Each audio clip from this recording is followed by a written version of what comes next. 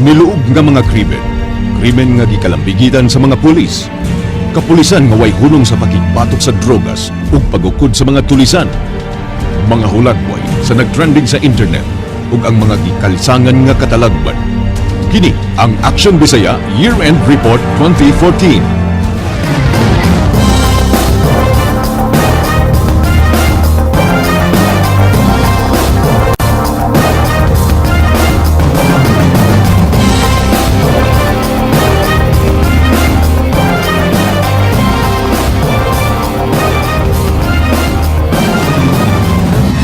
Isugat ang tuig sa nagkadaiyang krimen. Naabot ang mga sakop sa Provincial Intelligence Branch dinhi sa Dakbayan sa Bugo. Manila si Perly Tudtod ang kanhi gwardiya sa Fairbank Daan Bantayan Branch nga mitulis ug mipatay sa iyang tulo ka mga kauban atol sa pagsugat sa bag-ong tuig.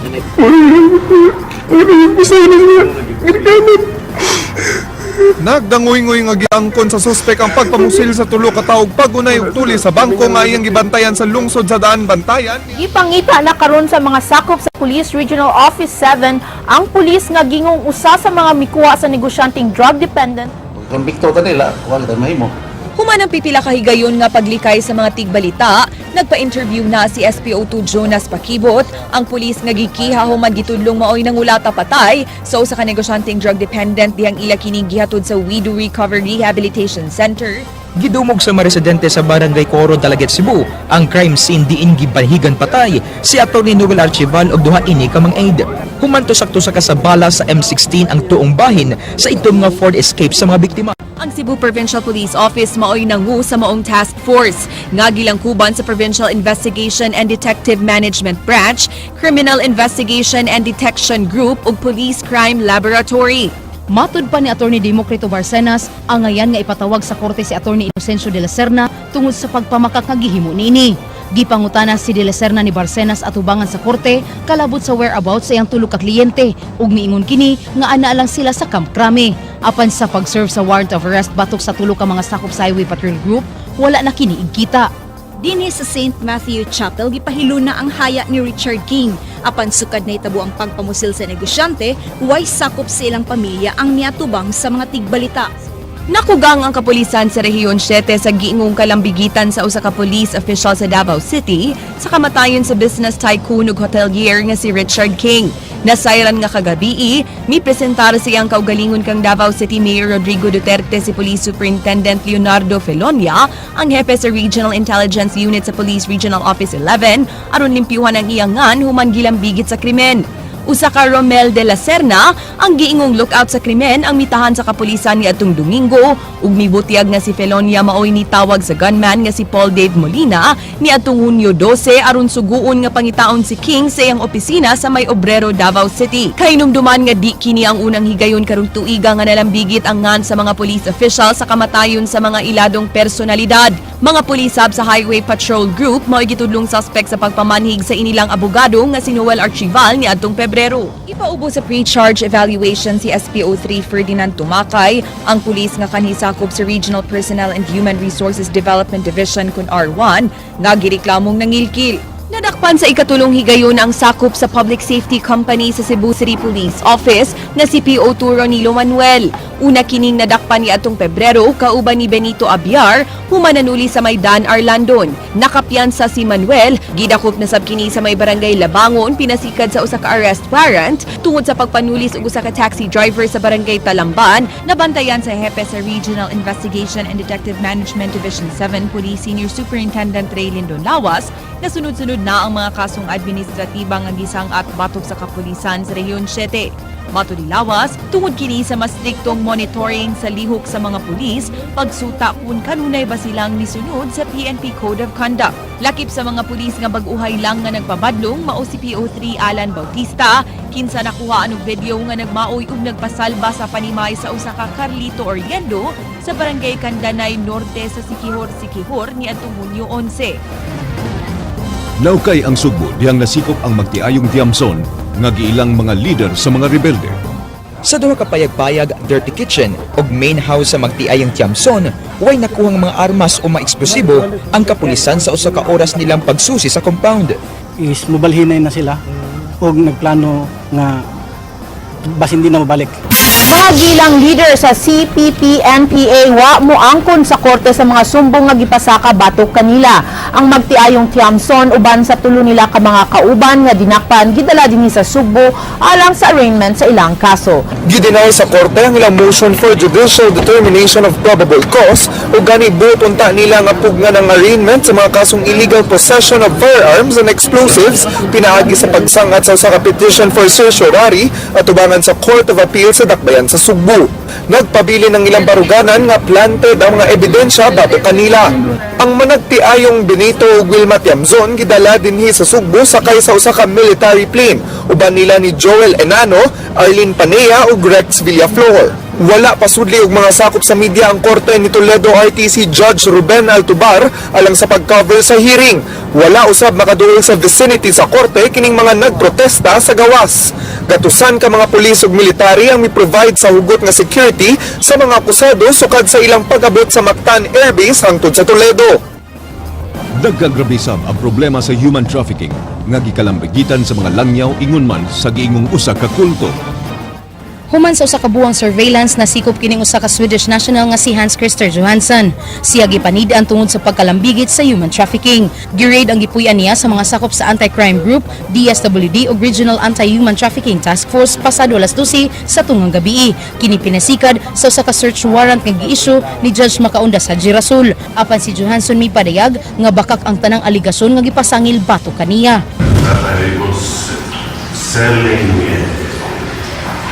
Ugmang adlaw, formal ng pasakanog kaso sa National Bureau of Investigation ng Swiss national nga si Walter Hawk kinsa giingong ng molestya og mga lalaking minor de edad sa lungsod sa Santa Fe sa isla sa Bantayan. Matod sa Regional Director sa NBI 7, niabot og semana ang gihimo nila nga pagpaniid sa kalihukan sa Langyaw. Ug dihang nakumpirmar mikuha sila og search warrant, di nakuha gikan siyang gipuy-an ang mga sex toys ug naluwasab ang 5 ka mga minor de edad. Gikaalarma na sa chairman sa Provincial Women's Commission ug Provincial Council for the Welfare of Children nga si Vice Governor Agnes Magpale ug ang Children Legal Bureau ang kaso sa human trafficking nga naglambigit sa mga langyaw ug mga minor de edad. Gihulagway ni Casiano Abduhan o si Tatay Loloy Jr. nga gitawag og Dios Amahan nga nahisama ang iyang kasinatian karon kang Hesukristo sa wa pa kini gilansang sa krus. Gipasigarbo ni Tatay Loloy ang iyang gahumlakip na pagbuhig patay apan iyang gipatin-aw nga wa siya'y kulto. Dili gyud in town sir, sila lang ang nagtawag ni anak nga kulto. Apan bisan og duna siya'y gahom, Kung pa nila nga dili kuno ko madutlan sir. Madutlan ko ni anam gani ko prisuhan. Nagpadayon sab ang pakigbatok sa kapulisan sa problema sa drugas. Sa surprise drug test ang 18 ka mga konsehal sa Dakbayan sa Sugbo, lakip na si Vice Mayor Edgardo Labella. Matod sa pangu sa Cebu City Office on Substance Abuse Prevention kun COSAP nga si Dr. Alice Utlang, kini subay sa ordinansa nga gipasar sa konseho mismo. Apan pag-abot ni Dr. Utlang, ni padayag ang mayor nga unya na siya magpa-drug test kung mahuman na ang ubang empleyado sa City Hall. Giingon sa resolution, all mag-una tanang employees sa City Hall pero mag-una ang city elected officials. That which includes sa sadang mayor. Wala gitugan ni Cebu City Mayor Michael Rama kung unsay resulta sa iyang drug test kagahapon. kung adunay kakulian sa resulta, mato ni Rama, idiretso kini niya sa Human Resource Department. Aduna sab siya mensahe sa mga may question kung nganong wa dayon kini magpa-drug test. Let them go their own sarsuela, because for me, even if I'm a public servant, but I have manners. Georgia, andam ang DSWD-7 nga moalalay sa 14 anyos nga gidakop sa kapulisan human masakping na maligya og shabu. Kagahapon, wa dawata sa Piskalya Glen ang kasong pagpayuhot o ginadiling drogas batok sa mong batanon subay sa Juvenile Justice Law. Hangtod ron, wa pa sa kustodiya sa regional nga buhatan sa DSWD ang 14 anyos nga batanong babay, wa pa sab sila'y nadawat nga taho kung kinsay naghupot sa maong batanon karon. So ako hangyo sa mga ginikanan nga unta ligunon ginato ang atong pamilya nga dili nato ibanlod ba sa kadautan ang atong mga anak. Andam si Cebu City Police Office Director Senior Superintendent Noli Romana nga mo-apply sa Department of Justice aron ipaubo sa Witness Protection Program ang 14 anyos nga dalagita nga nakuha og dulan 6 milyones pesos nga balor sa shabu. Anong effect nito at be prepared for whatever moves na naman nagagawin ng mga sindikato? The meantime, the fight goes on, kay bata, kay matanda, huni lang natin kunin, bahala. Matod ni Carillo dako ang iyang pagtuo nga gigamit sa mga kriminal ang mga minor de edad aron makapadayon sa ilang illegal nga negosyo. Alang kaniya, our communities will eventually have to face these broken children when they are released back to society as broken adults. Gipatawag ni Cebu Provincial Police Office Director Senior Superintendent Noel Guillama ang atensyon sa mga hepe sa kapulisan sa Compostela, Carmen ug Sugod. Buot niya nga paesplikaron ang mga hepe sa dungan-dungan nga pagpanglungkab sa mga Municipal Treasurer's Office sa ilang mga lugar. Mahimo ang manumbag ang mga treasurers nga nabiktima sa pagpanglungkab kung mapamatud-an nga nagkuwang kini og pagpatuman sa mga pamaagi aron sa pagsiguro nga di mahilabtan ang kwarta. Nagpatawag kinig emergency meeting kaganiha tungod sa daghang kaso sa tulis ug lungkab nga nahitabo sa Dakbayan sa miaging weekend. Usa niini ang pagsakiyo sa usa ka tulisan sa dulaan 200,000 pesos nga kwarta sa accounting office sa usa ka hardware store sa May Legazpi Extension, Barangay San Roque niadtong Sabado sa hapon. Sa samang adlaw na diskubrihan sab nga gilungkab ang usa ka butika sa Maydan and Bacalso. Nahibong na lang ang mga tigbantay sa maong butika nga nabuslot na ang bungbong sa storage room ug gitabunan og karton ang CCTV camera. Samtang gipasumite sa investigation report ang GDS Security Agency sa nahitabong tulis sa La Nueva Pharmacy. Si Salingay mao'y kanunay gitumbok nga suspect sa mga kaso sa pagpanuli sa nagkalain-laing establisamento sa Dakbayan sa Sugbo, gikan sa LBC Outlets, Western Union, Alberto's Pizza, 7-Eleven ug Rootstop Convenience Store. Mato ni Romana, ang pagtumbok nila ni Salingay isip suspect, nagbase ra sa pag-ila sa mga testigo sa pagpakita nila sa litrato ni Salingay. Adunay posibilidad nga ang tinuuray nga suspect pareho lang ug naong ni Salingay. May patawag og emergency meeting si Mayor Michael Rama sa mga sakop sa pulis ug sa Police Coordinating and Advisory Council tungod sa walay undang nga pagpanulis nga nahitabo sa Dakbayan. Sugod karong adlaw diretsyo nga tangtangon ang police station commander kung dunay tulis nga mahitabo sa iyang lugar. Lakip nga matangtang ang monthly allowance sa mga pulis gikan sa City Hall. Hindi naman pangkalahatan na ipupull out mo. We will evaluate and assess kung talagang hindi nga naman sila nagtatrabaho o talagang kung sino yung responsible for that, pero wag naman natin i-punish those who are doing well. But the use of having them given or them having to receive a subsidy and then they're not showing any commensurate also assistance to promote peace and order. Subay sa maong hitabo way ipatumang strike one policy si Baldebrin sa mga sakop sa police station sa Mandaue. Di sama sa Dakbayan sa Sugbo, di nasabutan nilang Mayor Michael Rama ug Cebu City Police Director Noli Romana nga irelibo ang mga sakop sa police station kundi makapugong sa sunod-sunod nga pagpanuli sa Dakbayan. Gipresentar sa mga kadagkuan sa kapulisan sa Rehiyon 7 ang ilang analisis sa mga nagsunod-sunod nga insidente sa pagpanuli sa lalawigan sa Sugbo. Somehow we have an idea how it happened, but then we will just confirm it with forensics and eyewitness accounts. Giawag sa PNP Regional Office nga tawgan kining maong mga numero kung adunay kadudahang tulisan subay sa mga gipresentar nga hulagway sa mga tulisan. Mga katalagman nga padayong gisukod ang kalig-on ug kaisog sa mga Bisaya. Sabay pila ka bahin sa Barangay Gaas, Balamban midahili ang mga yuta sa bukid nga mitabon sa dalan. Nangahadlok ang mga residente duol sa dapit dihang nakadungog silag dahunog. Wa man tuod maigo ang ilang panimay, natabunan ang ilang mga pananom nga igbalalagya. Nalunupan sab kining mga ancestral house sa Dakbayan sa Karkar human miawas ang tubig sa pa. Wa nay nahimo ang tigduma sa balay na tisa kundi ang pagpanglimpyo na lang niini. Miabot sa 81 ka pamilya o kapin 500 ka individual ang gipabakwit sa Naga City Elementary School nga. Samtang sa Barangay Manipis, Dakbayan sa Talisay, 14 ka mga balay ang nangaguba. Bilang na pila ka minuto sa kalipos nga mihabol sa mong barangay uban ang hinay nga pag-uwan. Sa video nga kuha ni Kay Behena, tataw ang paglupad sa mga debris. Kinisab ang nakuang hulagway ni Brian Libon Fassel. Unang gilangkat sa Alimpos ang atop ining sports complex nga miuntay bakwitan sa mapektadong nga mga residente. Wa makabugnaw pagbaha ang pag-uwan hatod ni Bagyong Queenie sa Dakbayan sa Sugbo nga nagsugod pasado alas 10 kagabi. Pipila ra sab ka tawo ang nagtikaw-tikaw sa kadalanan sa Dakbayan human gisuspenso ang klase. Ganihang buntag natumbahan ining punuan sa mahogani sa Cebu IT Park kining usa ka taxi. Wara hinoy tawo nga naangol. Mga punuan sa kawayan ug saging uban ang mga pinutol nga dagkong kahoy. Gikan sa bukid ang gianod ug gibanla sa baha. Diin misaka nasab ang tubig sa sapa. Kini ang gikabalak-an sa mga taga-poblasyon Argao kaganihang buntag. Matud sa mga residente, kagabi pa nila na sinati ang uwan inubanan sa hinay nga hangin. Upat ka landfall ang gihimo sa Bagyong Queenie. Alas 6 ngadto sa alas 8 sa gabi, unang naglandfall ang Bagyong Queenie sa hinatuan Surigao del Sur. Pasado alas 2 kaganang kadlawon, nakit-an kini dito sa may Luay, Bohol. Ug pagka alas 4 sa buntag, diha na sa Uslob ug midiretso sa may Bai City, Negros Oriental.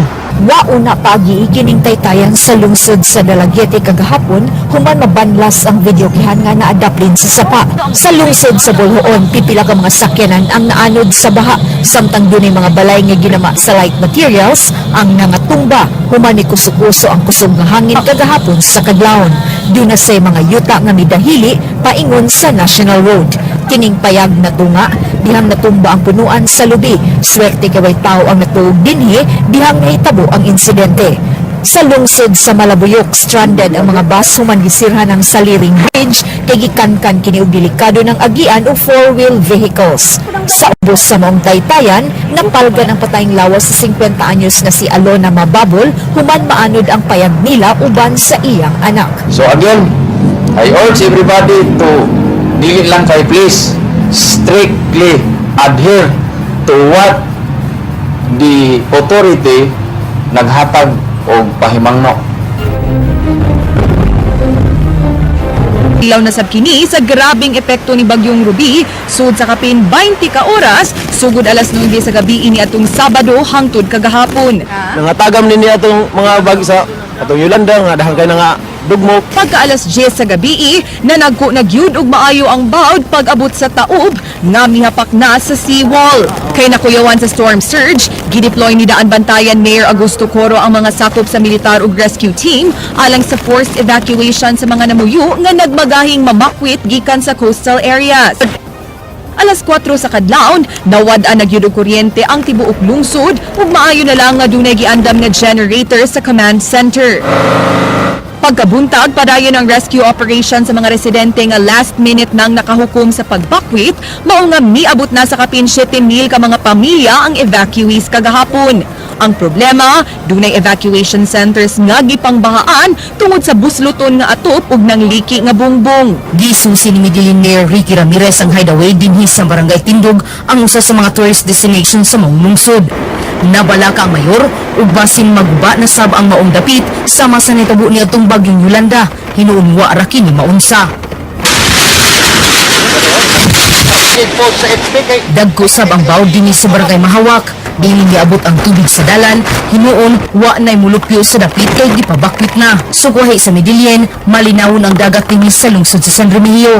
Apan kusog gihapon ang hangin ug uwan, hinungdan nga namakwit na ang mga residente. Alas 10 sa gabi ni atong Sabado mitaob ang tubig sa dagat. Hinungdan ingon niini na dayon ang hitsura sa Toledo City Port. Samtang dunay mga pamilya ang dali mibiya sa ilang mga Pinoy-anan. Sa lungsod sa Tuburan, moabot sa dulan 22,000 ka mga individual ang gipanghikling gikan sa 16 ka mga evacuation centers nga pulos gihatagan og hinabang sa local DSWD. Bison pa man sa gidakon sa mga boundary sa baybayon sa Dakbayan sa Talisay, gihimong kalingawan sa pipila ka mga mulupyo diri ang paggamit sila mga surfboards tungod sa talag saong gidakon sa mga boundary.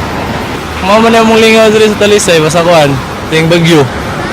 Oo, kay season ba, tagsara kayo siya mo kuan sa Talisay jud kay tagsara sa bagyo maabot ba. Gikabalakan sa pag-awa sa Mananga River, ilabi na sa mga namuyo sa daplin niini. Mao nga gipugo sa kagamhanan sa Dakbayan sa Talisay ang pagbakwit sa mga namuyo dinhi sa paglikay nga maanod sa kusog nga sug sa tubig. Sama niya atong Bagyong Yolanda ang Cebu Moy Operations Hub sa Kabisayan alang sa mga hinabang sa mga biktima sa bagyo. Gihimo ang sugbo nga sentro sa relief efforts sa Department of Social Welfare and Development. Kaupat naglandfall ang Bagyong Senyang. Una sa Bakulin Hinatuan, ikaduha sa Barangay Suba, Anda, Bohol, ikatulong landfall mao sa Barangay Bahay sa lungsod sa Sibunga dinhi sa Sugbo ug ikaupat sa Barangay Tinayunan Beach sa Gihulingan City, Negros Oriental. Gibaha ang dalan dinhi sa Dakbayan sa Karkar. Mga forced evacuation gipahigayon sa matag lungsod. Nalangay sab ang mga biyahe human mibabag ang natumba nga Germelina sa highway. Sa Barba Sports Complex, temporaryong namasilong ang mga na-stranded uban ang dulad o sa kalibo ka mga dakwit gikan sa mga high-risk area sa Dakbayan. Nakatampo usab sa pagbaha ang inanay nga pag-awas sa Malubog Dam. Mibabag usab sa Toledo Naga Uling Road ang pagdahili sa yuta sa barangay Pangdan ug lana sa Dakbayan sa Naga ug pagkahulpa sa riprap sa usak subdivision sa Media 11. Nahulog sila diyang natumba ang century-old acacia tree ngadto sa tulo ka balay kilid sa dan. Nakaangkon og dakong samad sa agtang si Albert Saludar. Time lagi siya nga iko siya nakasod hinghagsak. Na may nakita nilang dakamang di motong nanawag siya diri sa amo ang luyo nga Mga gagmay ug dagkong bato ang nag-anamanam og pangatagak gikan sa pangpang. Tungod sa kakusog sa uwan, mao kini ang nahitabo sa pipila ka mga panimay dinhi sa boundary sa lungsod sa Badyan ug Moalboal. ang importante good canal drainage good bisan asa nga Susama sab og nahimong dagat kining kahumayan ug kamaysan dinhi sa may Tumunoy Bridge sa Moalboal. Nalangay sab kining mga mobiyahe unta paingon sa lungsod sa Dumanhog. Dihang ang tubig gikan sa ilang sapa niawas. Bugtong mga dagkong truck lang ang makaagi tungod usab sa kakusog sa sug. Wa sa mahitsura ang mga panimay sa barangay Pulo lungsod sa Alcantara human gisud og tubig.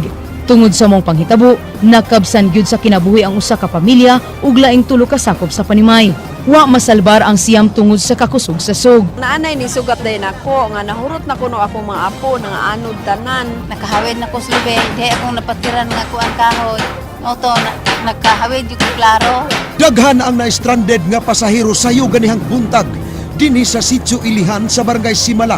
Gumikan sa pagkahunlak sa approach sa Taytayan sa Dumlog. Atol sa paglandfall sa bagyong Siniang ganihang kadlawon dinhi sa lungsod sa Sibunga. Nabantayan sa mga residente dinhi sa Mong Dapit na inanay nisaka ang tubig gikan sa bukid. Hinungdan nga ang tubig wa na musubay dinhi sa ilawom sa Taytayan ug diri na sa kilid. Miagi hinungdan sa pagkahunlak niini. Sa akong liyo makita na to ang mihulpa nga bahin sa Trans Central Highway diri sa Barangay Gaas, lungsod sa Balamban. Ug kaniadto sa akong luyo adunay bungtod nga himong pundasyon sa mong kadalanan. Apan sa di pa kumpirmadong hinungdan na hanaw na kini og duda sa mga mulupyo diri sa Barangay Gaas ngang sunod-sunod nga pag-uwan karong buwana tungod sa low pressure area ug mga bagyo mo'y hinungdan kun ngano nahitabo kini. Tungod sa grabing uwan kagabi hatod sa bagyong Senyang, di maagian ang National Road nga nagkonektar sa Tagbilaran City ug lungsod sa Lubok sa lalawigan sa Bohol.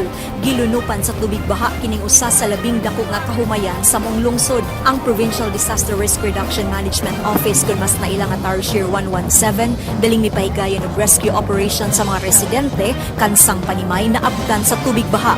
Matod sa operations officer, 60 ngadto sa 70 ka mga individual ang natabangan nila sa pag-evacuate. Gipaybaw sa Department of Public Works and Highways kung DPWH 7 nga tulo ka Taytayan ug upat ka mga major roads sa habagatang Sugbo ang di maagian karon tungod sa kadaot nga hatod di bagyong Senyang.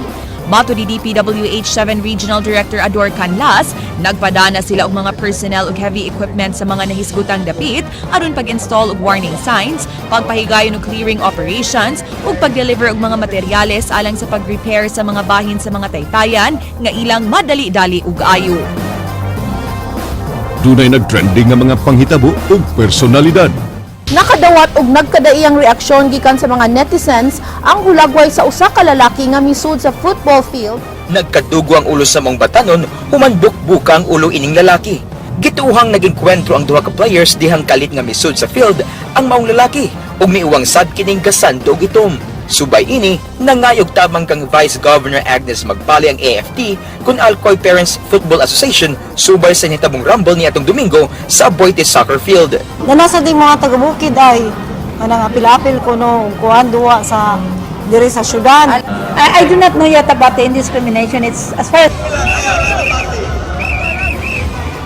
Rumble mao'y nahimong finale sa Sugat 2014 sa lungsod sa Minglanilla, human gukda o gitabangan og kulata sa mga tao ang duha ka lalaking mangunguot. Makita niining exclusive video nga kadaghan nga nadakpan ang usa sa mga suspect nga si Bobby Alganzado ug kapila sab ning nakaikyas mao nga gigukod ug gikulata. Pag-abot sa mga pulis, gipusasan kini uban si Al Tantay ug gipasakay sa patrol car aron dadun sa police station. Tulo ka biktima ang mipatimaaw ug miila sa mga suspect apan wa na ma-recover ang ilang mga cellphones. Mikatap sa Facebook kining mga hulagway diin makitaan kining mga tao nga nagtapok sa ground floor sa usa ka dakong mall sa may North Reclamation area. Gitabang nila ang usa ka 6 anyos nga bata nga aksidenteng nahug gikan sa upper ground floor sa maong mall human midagan ug milusot sa nabuak nga bildo pasado alas 7 kagabi. Gosh, no, I don't remember. I don't recall her telling me that. It just does not calculate to like something humane. Giklaro sa medical center nga why protocol nga pagbutang og plaster sa baba sa mga masuso. What practice? Gagging? No, there's no such thing as gagging. Unang gipabot sa mga ginikanan sa maong masuso ang ilang kasagmuyo pinaagi sa Facebook nga nakamugna og pagsaway sa mga nurse ingon man sa maternity house. Wa pay nadawat nga kopya ang Department of Health sa reklamo sa ginikanan sa masuso nga gipapilitan og plaster ang bakba sa attending nurse niini. Matod sa DOH-7, mahimo silang makatabang sa investigasyon. Matod sa Department of Social Welfare and Development, ang pagplastre sa baba sa usa ka masuso aron muhilom nahisama sa ubang klase sa pag-abuso sama sa batang gipanglabay o katong suway nga gipabort. Base sa talaan sa DSWD, kini ang labing unang kaso sa pag-abuso sud sa medical facility karong tuiga nga napublikar. Apan gibutyag sa buhatan nga doon na pay laing klase og insidente sa pag-abuso nga nahitabo sud sa mga birthing centers ug mga ospital nga walang na-report. Tungod sa selfie, nadakpan ang number 1 sa most wanted list sa mga kriminal sa Mandaue City. Nadakpan sa kapulisan sa Kanduman, Mandaue City ang ilang giilang number 1 most wanted person pinaagi sa iyang mga selfie. Kasong forcible abduction with rape ang giatubang sa 20 anyos nga suspect nga si Nino Cueva. Tungod sa kauso na karon sa pulong nga selfie, nahimo na kining official word sa online dictionary sa Merriam-Webster ug Oxford. Ug gani napili kini isip o word of the year niadtong 2013 sa Oxford Dictionary.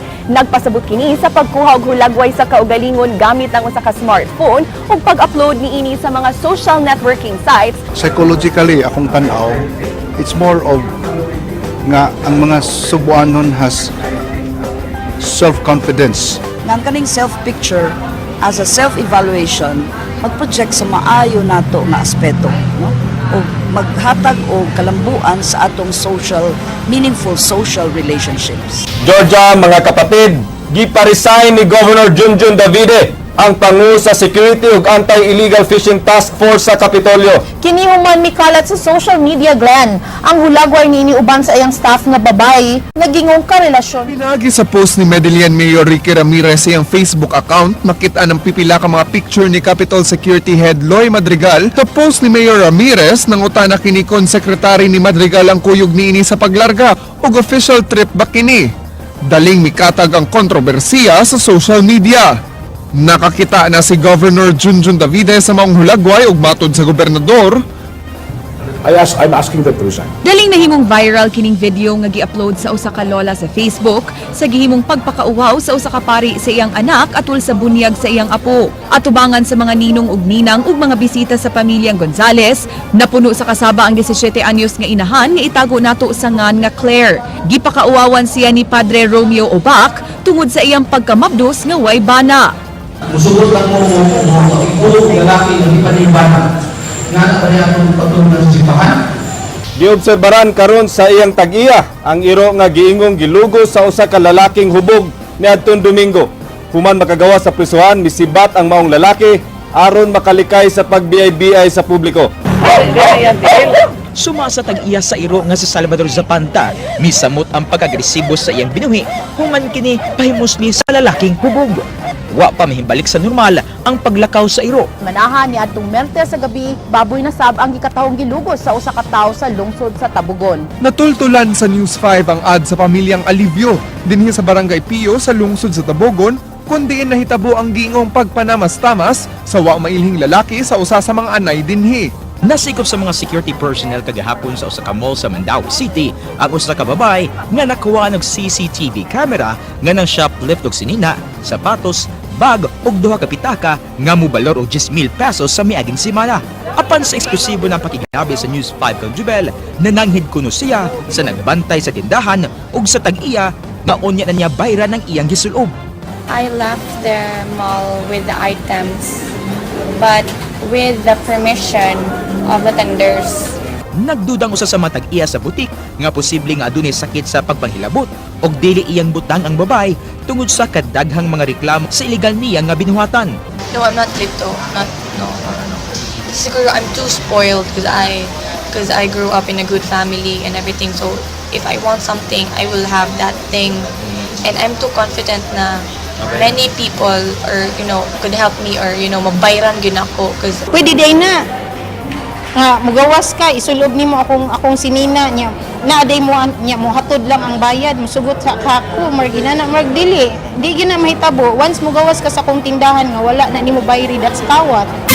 Lain na usab nga kontrobersiya ang giatubang sa giilangan gwapang shoplifter sa Sugbo. Niadtong Disyembre 4 sa gabi, usa ka maanyag nga babae nga nagpaila nga si Belle nagpa-parlor sa Nails and Cocktail Salon sa Raintree Mall, Osmeña Boulevard, Dakbayan sa Sugbo. Ug sama sa iyang nangaging modus, nagpaila kini nga kwartahan ug ning higayuna aduna kuno siya poultry and metalworks business sa Balamban.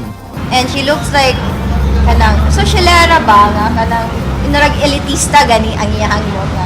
Yeah, she can afford. She looks like she can afford. Matud pa ining receptionist, kuwang daw ang kwarta ni Belle. Hinungdan nga kinahanglan ining mugawa sa parlor aron magkuha og kwarta sa iyang auto. Misalig ra ang receptionist kay gibili ni Belle ang iyang red nga bag apan wala na kini mobalik. Muabot sa kapin 2,000 pesos ang kantidad sa 5 ka salon services nga gialagad kang Jubel. Wa magdahom si Howell de Guzman, usa ka bakasyonista gikan sa Kauluhan nga mabiktima siya ni Jubel sud sa Cebu City Sports Center, Dakbayan sa Sugbo. Matud pa sa biktima nga ni hunong si Jubel sa pagdagan, human silang ikaduhang round sa pagdagan diri sa track oval.